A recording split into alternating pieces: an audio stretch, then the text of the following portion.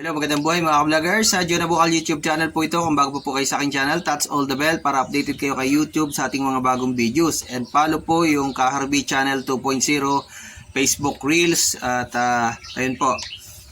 Ito po yung requirements. Isa-isahin ko po sa inyo. Tapos mapapansin nyo dito sa aking mga vlogs, may iksi lamang. Nang sa ganun ay madali nating may upload. So yun po yung iba't ibang mga pamamaraan kung paano ayusin ang veteran pension na naiwan ng ating mga yumaong veterano.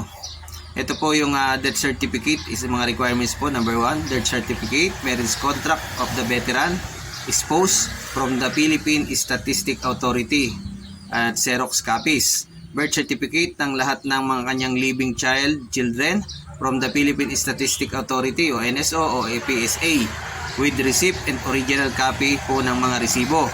Death certificate po ng kanyang mga namayapang mga child or children from the Philippine Statistical Authority with receipt and original copies. Marriage contract po and birth certificate of his deceased children and representatives from the Philippine Statistic Authority o PSA with original copies of resibo.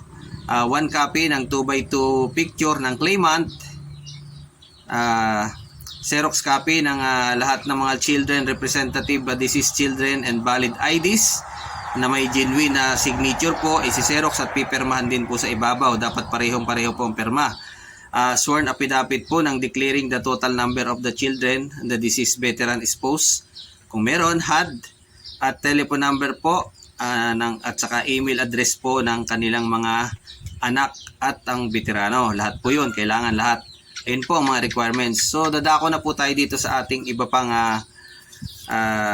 natatalakayin. Ito po yung tinatawag nating death certificate receipt galing po dito sa funeral. Ito po ay pagka kumukuha kayo ng burial ng ating namayapang veterano. So, kailangan po ito original copy.